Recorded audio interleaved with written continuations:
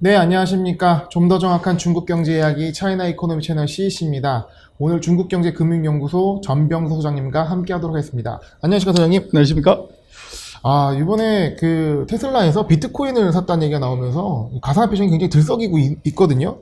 근데 이것뿐만 아니라 사실 이 중국의 디지털 화폐 얘기 나올 때마다 또 가상화폐 시장이 크게 요동을 치곤 합니다. 근데 이 중국의 디지털 화폐 우리가 좀 어떻게 봐야 좋을 것 같습니까?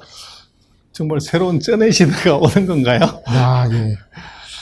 그래서 뭐 여러 가지 이제 얘기를 많이 하고 있지만 중국의 디지털 화폐에 대해서 뭐 한국에서도 많은 이제 그 관점들이 있는데 중국의 디지털 화폐는 그 명칭부터가 조금 수상해요. 네. 그래서 이것부터 좀 봐야 되고 그 다음에 이제 중국이 실제로는 뭐 그 예를 들어서 G20 국가처럼 뭐 큰 나라들 중에서는 처음으로 이제 국가가 이 디지털 화폐를 발행을 했다. 네. 이제 이런 것들이 큰 의미를 갖죠. 일단 지금 현 상황에 팩트 체크만 하면 가장 좀 앞서서 국가적 디지털 화폐를 진행하고 있고 실제 발행까지 했다는 게 현재 상황인 거죠? 그렇습니다. 예. 그래서 지금 뭐 화면에도 나오고 있지만 그 핸드폰에서 이제 인민폐가 나오는 네. 이제 이건데 맨 오른쪽 그 하단에 여기 실제로 핸드폰에서 그 디지털 화폐 위안화에 네. 그 사용할 수 있는 지갑, 디지털 지갑의 실물 모형입니다. 네. 그래서 지금 뭐 최근에 한국도 뭐 관심이 많지만 중국 같은 경우는 이게 최근 며칠 사이에 디지털 화폐에 대한 이제 관심이 확 늘어났습니다. 그 이유가 네. 이제 베이징 동계올림픽에서 이걸 전면적으로 활용하겠다, 쓰겠다고 했는데 네. 그 시범 테스트를 지금 이번 그 춘절 기간 중에 북경에서 합니다. 그러다 보니까 이거 가까이 온 것 같다. 네. 이런 느낌이 굉장히 강했던 거죠. 그런데 그 이전에 이미 뭐 2020년 5월 달부터 4개 도시에서 이제 시범 사용을 했었고요. 최근에 춘절의 유동성을 크게 언급하지는 않지만 오히려 테스트를 위해서 이 디지털 화폐 공급은 늘려는 상황이네요. 그래서 한번 해보는 거죠. 네. 그래서 금액이 크진 않고. 근데 이제 이거를 중국의 디지털 화폐를 볼 때 조금 우리가 봐야 되는 게 있어요. 네. 그래서 뭐 이게 위안화를 국제화하고 달러 패권에 도전하고 뭐 그런 얘기 다 좋은데 네. 제가 볼 때는 조금 냉정하게 이 중국의 디지털 화폐를 만들고 연구하고 출시하는 것을 보면 몇 가지 조금 의심스러운 구석이 있어요. 어떤 부분이 첫 번째는 네. 언제부터 했냐면 2014년부터 이거 연구 개발을 시작을 해요. 그런데 디지털 화폐 연구소에서 인민은행이 아니고 연구소에서 만드는데 2014년부터 시작을 하는데 이게 디지털 화폐 연구소 간판을 다는 것은 2017년 3년 동안 간판을 안 달았어요. 네. 비밀리에 연구했다고 볼 수가 있는 거죠. 그리고 이제 또 특이한 것은 나중에 잠깐 말씀을 드리겠습니다만은 심천의 이 인민은행이 이 디지털 화폐를 갖고서 핀테크를 하는 회사를 만들어요. 그래서 중앙은행이 핀테크를 회사를 만든다. 이것도 굉장히 좀 이제 짚어봐야 될 문제고. 네. 그리고 이제 그러면 연구소가 있으면 연구소장이 있어야죠. 네. 근데 연구소장이 2019년 2년 뒤에 연구소장이 부임을 해요. 연구소는 있는데 소장 없이 있다가 2년 뒤에 부임을 했단 말씀이죠. 오피셜리. 그리고 오피셜리. 연구소장도 이제 봐야 되면 정말로 우리도 그렇습니다만은 이제 디지털 화폐는 뭐 어떻게 보면 국가의 화폐를 전체를 다 뒤집을 수 있는 그런 중요한 일인데 거기에 소장으로 온 사람이 인민은행 부국장 출신의 무장춘이라는 사람이에요. 국장도 아니고 부국장 정도의 레벨의 사람이 소장으로 왔다는 거예요. 무슨 의도가 있을까요? 그래서 이제 이게 미스테리라는 거죠. 이것도 한번 우리가 짚어봐야 되는 것이고. 그리고 이제 여기도 역시나 연구소가 이제 이것을 만들어가지고 활용하는 데 있어서 어김없이 하웨이가 등장을 해요. 화웨이가 여기 껴있군요. 그래서 하웨이가 그 2019년 11월 달에 하웨이하고 핀테크 합작을 합니다. 그리고 특이한 것은 2020년 4월 달에 샹탕커지라고 중국의 최고의 안면 인식 회사. 네. 이 회사하고도 합작을 해요. 이 연구소가. 디지털 화폐하고 하웨이하고 예를 들면 이제 안면 인식하는 회사가 무슨 관계가 있냐. 그리고 이 2020년 7월에는 디디 추싱, 네. 우리 같으면 이제 뭐 카카오 택시라고 그럴까요? 이 택시하고도 이게 합작을 해요. 그거를 봤을 때 유추하면 어떤 의도가 확인할 수 있겠군요. 그렇습니다. 네. 첫 번째는 이것은 드러내놓고 적극적으로 전 세계에서 공표하는 것이 절대 아니다. 굉장히 confidentially 은밀하게 진행하는 것이고, 네. 그리고 이것이 단순한 화폐가 아니라고 봐야 돼요. 그래서 여기에 지금 국가 시스템이 이제 들어가는 문제가 있고, 그리고 이제 이것들에 대해서는 아주 중요한 얘기를 하나를 하는데, 네. 그 중국은행 전 은행장이 무슨 얘기를 하냐면, 뭐 이제 언론에서도 그렇고 많은 이제 얘기들이 미중의 전쟁이 벌어지기 때문에 달러 패권을 이것을 잡아뜨리기 위해서 이 디지털 화폐를 만든 것이다. 이렇게 이제 많이 얘기를 하죠. 근데 네. 거기다가 무슨 얘기를 하냐면 이 디지털 화폐는 M0 현금 통화의 대체 용도다. 이렇게 못을 딱 쳐요. M0로 하면 어떤 의미가 있을까요? 그러니까 현금이죠. 위안화 현금을 대체하는 똑같은 현금과 같은 것이다. 요렇게 딱 정의를 했다는 거예요. 그래서 이제 우리가 밖에서 알고 있는 것처럼 뭐 비트코인이나 이런 것처럼 네. 이게 무한대로 이걸 사용할 수 있고 이것이 어떻게 보면은 달러를 완전 뒤집어서 대체할 수 있는 새로운 통화다. 네. 이런 느낌을 전혀 주지 않는다는 거죠. 그래서 이것이 아까 말씀드렸지만 이 연구소의 시작도 이게 굉장히 빨랐지만 오피셜리 간판 거는 것도 늦었고 네. 그리고 간판 걸고 나서 소장을 임명하는 것도 굉장히 늦었고 네. 그리고 하고 있는 것이 디지털 화폐인 이것이 돈을 제조하는 것이 아니라 네. 오히려 시스템을 관리하고 어떻게 보면 안면인식하고 또 그걸 사용하는 이런 회사들하고 아직 출시도 안 했는데 MOU를 해서 뭘 한다는 것 네. 이거는 우리가 그냥 생각하는 단순한 화폐 이렇게 보긴 어렵다는 거예요. 새로운 화폐라는 개념보다는 이 기존의 화폐를 관련 시스템을 구축한다는 뭔가 이제 있는 예. 거죠. 조금 더 이제 들어가서 보면 지금 전 세계가 다 CBDC 중앙은행이 발행한 디지털 화폐에 관심이 많아요. 그래서 네. 지금 처음에는 이게 지금 그 네거티브한 뷰가 많습니다. 네. 그래서 지금 붉은색 계열이 중앙은행들이 이제 디지털 화폐를 해야 된다 이렇게 했을 때 이것은 뭐 여러 가지 문제가 있다, 뭐 이제 하면 안 된다, 뭐 이런 얘기를 했다가 2020년 들어서 가지고는 이것이 긍정적인 파란 색깔 이것이 이제 확 높아지기 시작을 합니다. 네. 그래서 여기는 이제 중요한 이제 계기가 바로 리브라가 이제 불을 지른 것이 있고 네. 또 이제 뭐 중국이 시작을 했기 때문에 다른 나라들도 이제 뭔가를 해야 되겠다 이런 느낌도 조금 있죠. 사실 리브라가 등장했을 때 중국을 견제한다는 의미에서 또 나온 것도 뭐 찍어지지 그런 않습니까? 거는 아니고 네네. 그래서 이제 리브라가 등장하면서 야 이게 글로벌 통화가 등장하는 건 아니야 하는 이런 느낌을 중앙은행들이 사실은 받을 수 있는 거죠. 네. 그래서 뭐 어찌됐든 간에 연구는 해봐야 되겠다. 그러다가 보니까 이제 뭐 의미가 없는 부정적인 얘기를 하고 연구하는 건 말이 안 되죠. 네. 그러다 보니까 이제 긍정적인 발언들이 되거나 왔고 지금 전 세계 중앙은행 중에서 한 10%가 이 CBDC에 이제 그 참여를 하겠다. 네. 그리고 한 36개 중앙은행이 지금 CBDC를 테스트하고 있는 중인데 재미난 것은 선진국이 아니라 조금 후진국, 지금 네. 가장 빨리 나간 게 에콰도르, 우크라이나, 우루과이 뭐 이런 데서 이제 만들어 가지고 유통을 해봤고요. 그 다음에 이제 중국이 진행 중이고, 나머지 이제 18개 뭐 이런 데들이 이제 사용하는 것을 연구하는 중이에요. 그래서 네. 이런 나라들이 보면 선진국이 아니라는 거죠. 그래서 뭐 이제 왜 이렇게 하는 거냐 하는 거는 일단은 이제 해외에서 놓고 보면 민간 기업들이 스테이블 코인, 그러니까 법정 화폐 리브라처럼 연동된 이제 화폐를 발행하게 되면 기존의 이제 화폐 발행으로 인한 이제 이득을 중앙은행하고 국가가 얻는데 이걸 잃어버릴 위험이 있는 거죠. 그래서 그걸 리브라부터 못하게끔 이제 강력하게 압박을 했고, 그래서 뭐 결국은 리브라가 이제 원래 그 원대한금은 제키고 뭐 달러를 갖고 그냥 하겠다 그렇게 얘기를 했죠. 그래서 지금 이 CBDC를 발행하고 있는 나라들이 왜 이걸 하는 거냐, 그 목적이 좀 달라요. 그래서 현금 이용을 좀 줄이겠다. 그래서 현금 들고 다니면 여러 가지 불편한 점이 있잖아요. 또 국가는 이걸 찍어야 될 때 엄청난 비용이 들어가고. 네.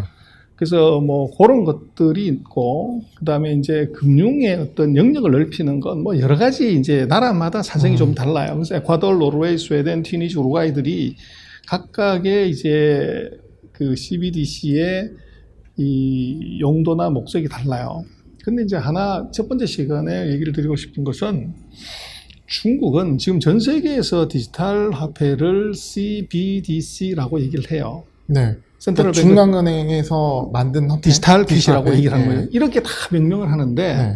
중국은 이걸 쓰지 않고 DCEP라고 불러요. 아, 용어 자체가 다르네요. 그렇죠. 네. 이게 이제 수상하다는 거죠. 그래서 DC는 디지털 커런시고 네. EP는 일렉트로닉 페이먼트, 정말 电子支付 그러는데 전자 지급 결제를 하는 디지털 화폐다. 요렇게 지금 얘기를 해놨어요. 그래서 이것의 의미는 뭐냐면 화폐 기능에다가 결제 기능이 들어가는 것이고, 네. 그리고 현행 이제 위안화, 현금을 보완하는 시스템이다. 요렇게만 이제 국한을 시킨다는 거죠. 그래서 이게 뭐 그 달러 패권을 위협한다거나 뭐 이런 얘기가 전혀 들어가 있지 않다는 거예요. DCEP 이렇게. 네. 그래서 이게 이제 굉장히 다른 점이고, 그래서 뭐 여러 가지 생각을 할 수 있지만 이걸 하게 되면 기존의 종이 화폐에 비해서는 뭐 화폐 운영 코스트를 확 낮출 수가 있고, 네. 또 거래 효율도 확 높아가죠. 그렇게 되면 뭐 화폐 혁명이 사실은 일어나는 거죠.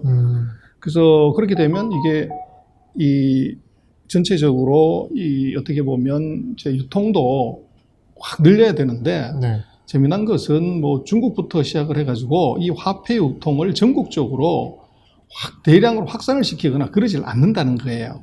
그래서 이게 조금 이제 수상한 건데, 네.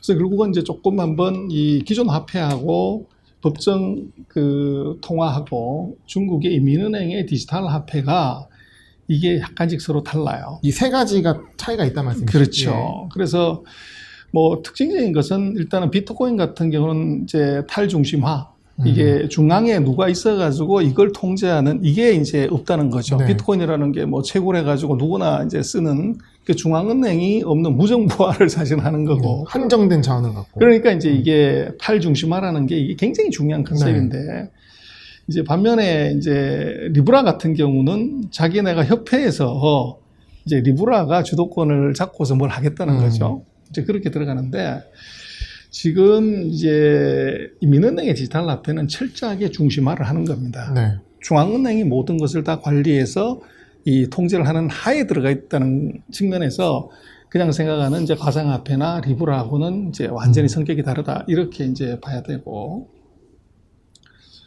그리고 이제 법적인 안정성 같은 경우도 놓고 보면 이게 뭐 그 현금 기존의 뭐 디지털 화폐의 모든 강점, 활용의 편의성이나 뭐 이런 것들 다 갖고 있고, 또 이거 중국의 디지털 화폐는 법적인 안정성이 있는 거죠. 예를 들면 우리 비트코인 같은 경우는 누구나 채굴할 수도 있고, 또 그 변종을 만들잖아요. 뭐 자기가 만든 비트코인 그 디지털 커런시를 얼마든지 만들 수가 있는데, 이것은 정부가 지정하는 것이기 때문에 이것이 뭐 신뢰성에 대해서는 굉장히 높죠. 그리고 이제 시장 안에서의 그 통화 지위도 이것은 현금하고 똑같은, 그 사실은 우리가 지금 디지털 코인을 뭐 테슬라가 그 1조 5천억어치 비트코인을 샀다고 하더라도 그걸 갖고 예를 들어서 누구한테 지급하겠다고 그랬을 때 그 회사가 받을 거냐. 네. 이건 좀 다른 문제잖아요. 맞습니다. 그렇듯이 이제 시장에서 유통의 문제가 있는데, 이것은 중국의 민은행 입장에서는 지금 발행한 화폐는 현금하고 똑같은 거다. 네. 그래서 이건 시장의 유통성이 있어서 아무 문제가 없는 거죠. 그래서 이게 이제 기존의 통화하고 다른 점이고, 그다음 또 하나 봐야 되는 것은 이것은 우리 예를 들면 비트코인이나 이런 것들은 뭐 개인들끼리 그냥 이게 샀다 팔았다 하고 활용도 그렇게 하고 만드는 것도 개인이 채굴하는 거잖아요. 근데 중앙은행이 거기에 관여되지는 전혀 않죠. 우리 한국은행이 뭐 디지털 커런시 아무 관여 안 하는데, 이거는 중국의 디지털 화폐는 이것은 철저하게 중앙은행이 이것이 만들고, 그리고 이것을 발행을 하는 거를 반드시 상업은행을 통해서, 우리 같은 뭐 이제 농협은행이라든지 우리은행이라든지 은행을 통해서만 공급을 한다는 거죠.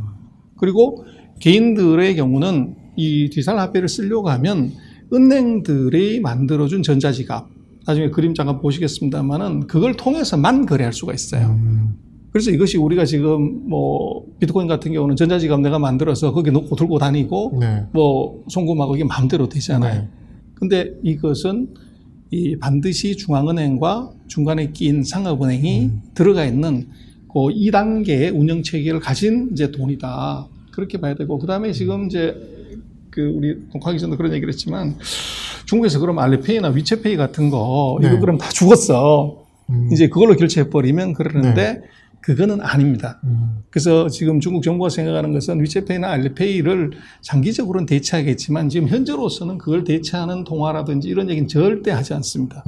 그로 대신 알리페이나 위챗페이도 그 안에 들어가는 결제 수단으로서 이 디지털 화폐를 얼마든지 무한대로 쓸 수 있다. 이렇게 얘기를 하는 거죠.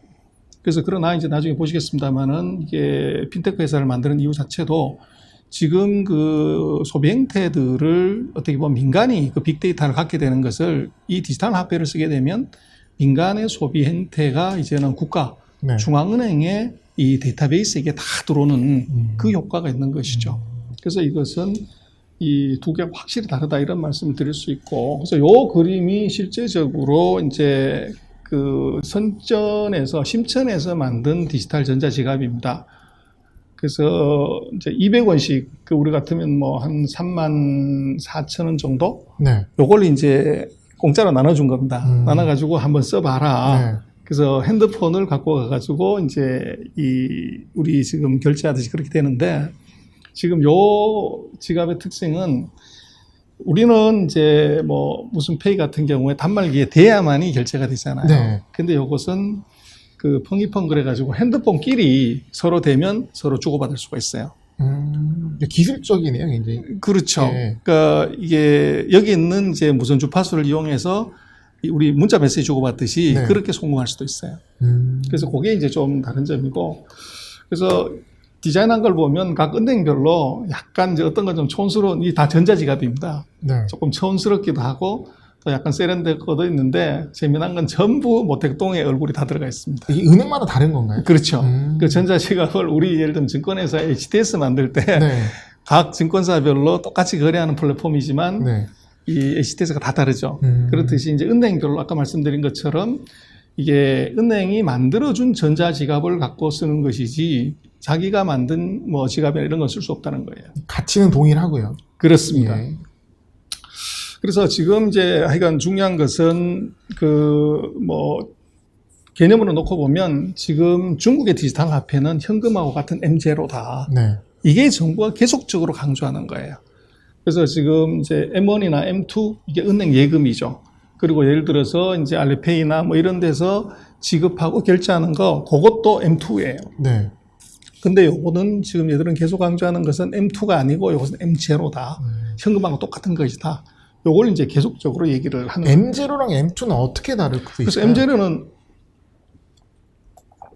우리 그냥 현찰이죠. 네. 그리고 이제 M1으로 넘어가면 단기 예금, 그다음에 M2는 이제 장기 예금. 네. 뭐 결국은 예금도 급하면 깨서 쓸 수 있잖아요. 그래서 우리가 보통 얘기하는 유동성은 M2죠. 그러니까 단기 지불 수단으로서의 그걸 강조를 하는 그걸 거예요. 계속 강조하는 거죠. 이게. 그래서 이제 그게 조금 이제 다른다는 얘기고, 그래서 이거를 놓고 보면 조금 복잡한 얘기긴 한데, 이게 지금 각 나라들이 그러면 서로 막 거래를 했을 때 이 거래 내역을 기상을 해야 될 거 아니에요, 네. 정부가. 그래서 이게 이제 어디에 있냐, 또 이걸 이제 누구한테 분산을 하냐, 이런 것에 따라서 이제 국가별로 시스템이 다 달라요. 그러니까 이게 전자화폐를 만들더라도 사실은 국가적으로 통일하기가 굉장히 어려운 거죠. 그건 각 나라마다 사정이나 특성이 있기 때문에 이제 그런 것이 있고, 그래서 지금 암호화폐, 중앙은행 디지털 화폐, 일반 화폐, 뭐 그 이제 차이점이 쭉 있긴 하지만, 이제 근본적으로 그 기반 기술은 블록체인 기술이에요. 그래서 블록체인을 통해서 이제 거래를 해버리면 거래 자체가 암호로서 사용되는, 이제 그렇기 때문에 이게 이제 암호화폐가 해킹이 안 된다. 그렇게 볼 수가 있는데, 사실은 그게 좋은 것처럼도 보이지만 거꾸로 생각을 하면 이 암호화폐가 이게 14억이 계속 돌아갔다. 네. 28억 번 돌아갔다 그러면 네. 28억 번이 암호로 다 저장이 돼야 되는 거죠. 네. 생각만 해도 끔찍한 얘기. 그래서 이게 네, 머리가 그럼 쥐어날 것 같습니다. 절대 해킹은 못하지만 네.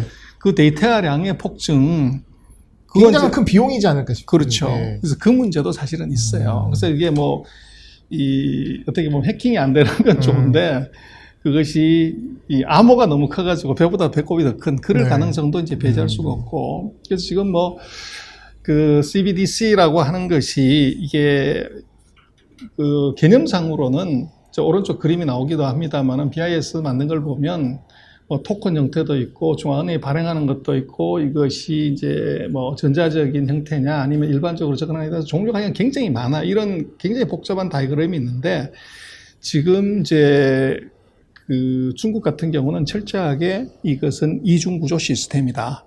중앙은행 그리고 상업은행 개인 요거를 확실하게 이제 보수를 박았고, 그리고 이제 보통 그 어떻게 보면 이제 뭐 이 전자 결제, 국제 송금이나 무역 결제에 쓰이는 돈을 디지털 통화, 디지털 커런시라고 할 수가 있는데, 이것은 이제 국가 간의 거래일 때 이런 거고, 소비자들이 직접 사용할 수 있는 수단, 요게 이제 EP라는 거죠.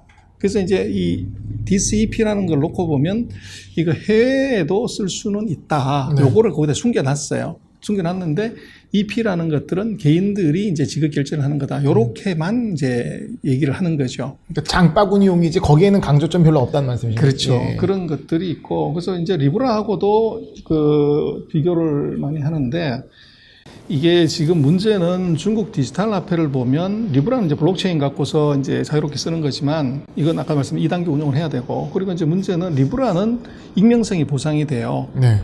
누가 갖고 있는지를 모르는 거죠. 근데 이제 중국 같은 경우는 디지털 화폐가 중앙은행하고 이 전자지갑을 만들어준 은행이 지갑을 갖고 거래를 하는 거기 때문에 지갑, 전자지갑은 우리 통장과 같은데 그걸 개설을 하게 되면 내 신분 다 등록해야 되잖아요. 네. 그럼 요 지갑에서 쓴 돈은 다 할 수가 있는 거죠. 예를 들면 우리은행 전자지갑으로 쓰면 우리은행 전산실에서는 그걸 다 볼 수가 있죠. 이체 내역들이 로고로 다 쌓여 있는 거죠. 그렇죠. 그래서 이제 이것은 굉장히 우리는 이거 안 봐. 네. 이제 중국은 그렇게 해결하는데 이것은 익명성이 사실은 보장되기가 어렵다. 그런 문제가 있다는 겁니다. 안 보지만 볼 수 있어. 그렇죠. 예.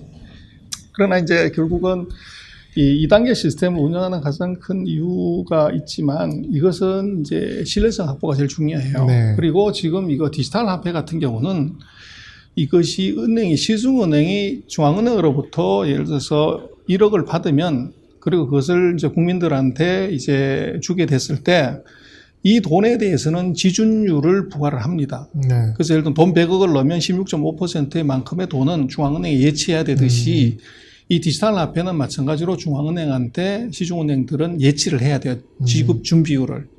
그래서 이제 이것이 다른 점이고.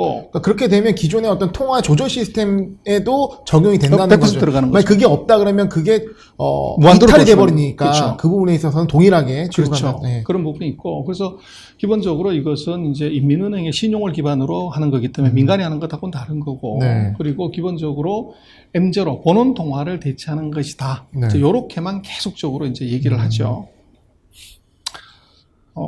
그래서 지금 이제 어떻게 돼 있냐 그러면 지금 이것을 전국적으로 다 쓴 건 아니고요. 지금 심천, 그 다음에 수저우, 그리고 이제 중국이 북경에서부터 한 140km, 200km 정도 떨어져 있는 지역에 거기에 완전 신도시를 하나 만들어요. 아무것도 없는데 신도시를 만들어요. 그게 시용환 신치인데 여기가 바로 앞으로 중국의 4차 산업혁명의 메카가 될 겁니다. 아무것도 없기 때문에 거기는 전기차부터 시작해서 뭐 5G부터 시작해서 이 전자화폐까지 다 거기서는 그걸로 거래를 하는 거죠. 테스트 베드네요. 완전 테스트 베드. 네. 그래서 거기서 쓰고 그다음에 청두에서 지금 쓰고 있고 그 다음에 4+1 해가지고 앞으로 2022년에 벌어지는 베이징 동계올림픽 때 네. 요때 디지털 화폐를 쓰겠다는 거예요. 그래서 나머지 세 개는 지금 테스트를 하고 있고 그리고 지금 이것이 뭐 한국에도 중국의 디지털 화폐가 뭐 나왔다고 하는 것이 그게 이제 공무원들한테 먼저 한번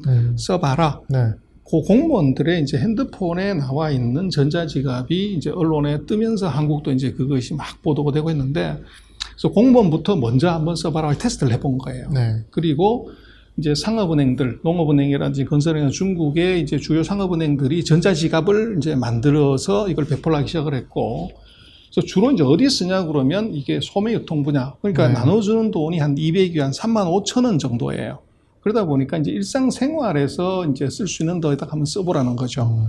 그리고 작년 4월 달에 19개 업체가 참여를 해가지고 이게 실제로 한번 시용안 신취해서 우리 같으면 이제 분당 신도시 같은 데서 네. 한번 테스트를 해본 거예요. 그래서 한 개 보면 음식료, 오락, 유통, 뭐 시내 교통비 이런 것들을 했고 작년 7월에는 이제 디디 출신 우리 같은 카카오 택시 같은 회사, 네. 그 다음에 그 메이투안 음식 그 주문하는 거 여기에다가 실제적으로 한번 테스트를 해본 거예요. 약간 느낌은 뭐 지역 카페 주고 거기 지역 그 소상공인 시장에서 써라 뭐 이런 느낌인 그걸로 지금 시작을 한 거죠. 그래서 그건 이제 나중에 말씀드리겠지만 중국이 왜 그렇게 하냐는 다음 시간에 말씀을 드릴게요. 그래서 네. 지금 뭐 최근에 그 중국 시장에서 디지털 화폐 쪽 관련된 주식도 막 움직이고 있지만 지금 테슬라가 뭐 비트코인 샀다고 하기 그 이전에 지금 중국이 한 게 있는데 바로 이 테스트를 3번을 진행을 했어요. 네. 그래서 작년 국경절 즈음에 심천에서 이제 5만 명한테 200위안씩 그래서 이것은 제비뽑기 해가지고 당첨되면 우리 복권처럼 네. 그래서 이제 나눠준 거죠. 이벤트네요. 그렇죠. 이벤트를 하면서 그래야 이제 사람들이 흥미를 끄기 네. 되기 때문에 그리고 이제 10월 요때는 이제 국경절이 있죠. 그래서 놀러 갈 때 한번 써봐라 요걸 했었고 2차로는 12월 5일 6일에 2천만 위안을 또 제비뽑기 해가지고 좀 더 요거는 수조에서 했어요. 그래서 요거는 이제 연말에 한번 써봐라 그렇게 했고 그리고 이번에 네. 이 2월 7일 날 이제 그 5만 개 디지털 화폐 1,000만 위안을 또 이제 이거 뿌렸는데 요거는 북경에다 뿌린 거예요. 네. 그래서 언제까지 쓰냐 그러면 2월 10일부터 2월 17일 부전 낀 그즈음에 그래서 뭐 아무 상점에나 쓸 수 있는 게 아니고 그 왕푸징이라고 그 중국의 그 백화점 있죠. 네. 그래서 거기에서 이제 그 전자상거래 사이트에서 거기서 이제 쓸 수 있게끔 했고 그다음에 징동 네. 거기에서 이제 쓸 수 있게끔 했어요. 그래서 결국은 중국이 굉장히 이제 그 이것들 테스트하는 것도 보면 국경절, 연말, 춘절 그래서 사람들이 소비를 많이 하는 그 시점에 네. 테스트를 시켜보고 그리고 그것도 굉장히 제한된 지역에 테스트를 해서 효과가 어떻게 나오는지 그리고 사람들의 반응이 어떤지 요거를 잘 체크해보고 있다는 거죠. 굉장히 조심스럽게 진행한다는 느낌이 듭니다. 그렇습니다. 네.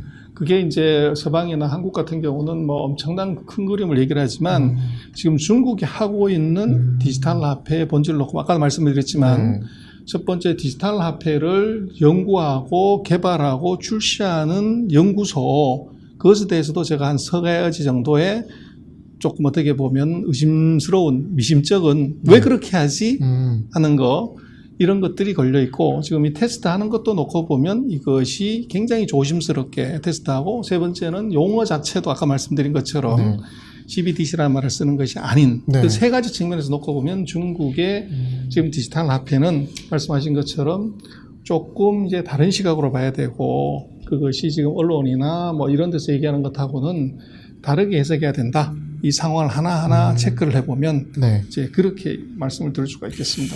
네, 오늘 중국의 디지털 화폐에 대해서 얘기를 나눠봤는데요. 사실 이건 시리즈로 저희가 좀 기획해서 말씀을 드릴 부분인 거고, 특히 이제 이 중국 디지털 화폐 관련돼서 좀 왜곡되거나 혹은 잘못 이해된 부분들을 좀 바로잡고 용어나 어떤 의도나 이런 것들을 좀 차근차근 저희가 디테일하게 살펴볼 필요가 있다고 그렇습니다. 생각합니다. 다음 시간에는 그 중국이 왜 디지털 화폐를 네. 그렇게 잘 만들고 그 파워풀한 거면 전국에 확 써버리지 네. 이걸 확산을 하지 않냐 하는 그 문제를 다음 시간에 얘기를 드리겠습니다. 왜 이렇게 할까? Why? 그렇습니다. 거기서 그거에 대해서 다음 시간에 알아보도록 하겠습니다. 소장님 오늘 말씀 네, 감사합니다. 고맙습니다.